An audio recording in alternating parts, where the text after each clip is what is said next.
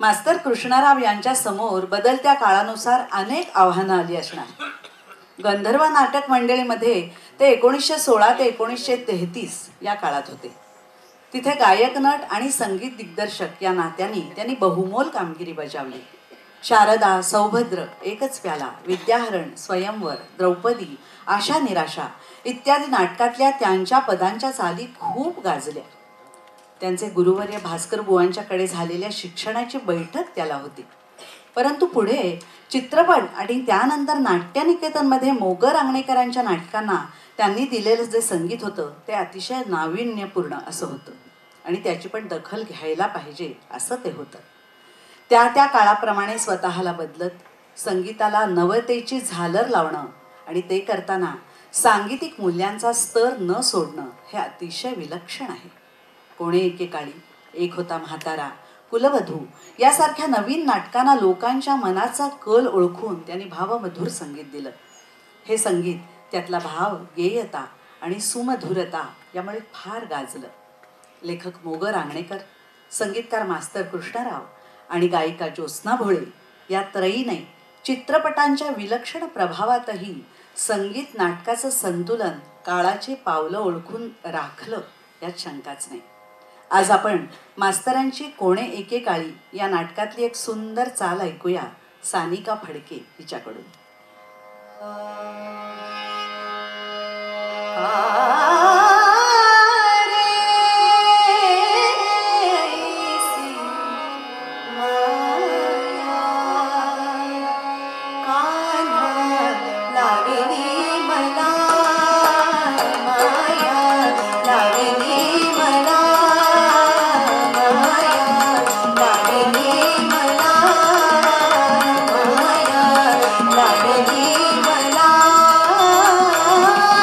कार्य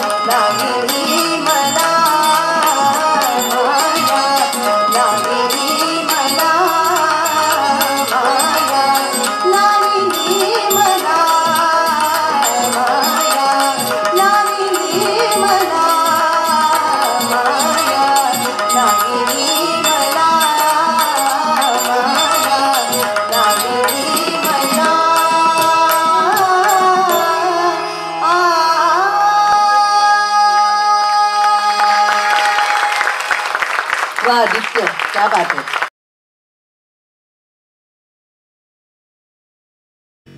नमस्कार, मी शिल्पा पुणतांबेकर. आज पुणे भारत गायन समाज या वास्तूमध्ये वर्षा मावशींनी सादर केलेला कृष्णार्पण हा मास्टर कृष्णराव फुलंब्रीकर यांच्या सांगीतिक रचनांवर आधारित अत्यंत दर्जेदार असा कार्यक्रम सादर झाला. खूप अप्रतिम कार्यक्रम होता आणि सगळ्यात महत्त्वाचं म्हणजे गुरुगृही हा कार्यक्रम झाला, याचा आम्हाला विशेष आनंद झाला आहे. आणि मला असं वाटतं की वर्षा मावशींनी हा जो कार्यक्रम केला आणि तो पहिला कार्यक्रम पुण्यातला तिने या वास्तूत केला, त्याचा आम्हाला खूप आनंद आहे. कारण शिल्पाताई म्हणल्या तसं की भास्कर बुवांचे पट्टशिष्य मास्टर कृष्णराव आणि ते अनेक वर्ष भारत गायन समाजाचे अध्यक्ष होते आणि त्यांनाही आदरांजली वाहण्यासाठी ही छोटी छोटी मुलं वर्षा मावशींनी तयार केली आणि ते उत्तम गाणी त्यांनी सादर केली. त्यामध्ये जसे मास्तर सर्व प्रकार गायचे, बांधायचे, तसे सगळे प्रकार या मुलांनी सादर केले आणि अतिशय उत्तम प्रकारे त्यांनी ते सादरीकरण केलं. आणि हा कार्यक्रम पहिल्यांदा पुण्यात या वास्तूत झाला, याचाही आम्हाला आनंद खूप आहे. आणि वर्षा मावशीला खूप खूप धन्यवाद की त्यांनी हा कार्यक्रम इथे केला. आणि आज जे रसिक आले होते ते पण खूप सगळे मान्यवर होते आणि सगळे आवडणारे होते. आणि वर्षा मावशी म्हणली तसं की या रचना खूप जुन्या असल्यामुळे नवीन पिढीला या माहिती असल्याचं कारण नाही, पण तरी ती अभ्यास करून या मुलांनी त्या अतिशय उत्तम प्रकारे सादर केल्या आणि याचे खूप कार्यक्रम होत आणि जगभरात याचं नाव हो या कार्यक्रमाची मी अशी देवाचरणी प्रार्थना करते आणि वर्षा मावशीला पुन्हा एकदा धन्यवाद देते. नमस्कार.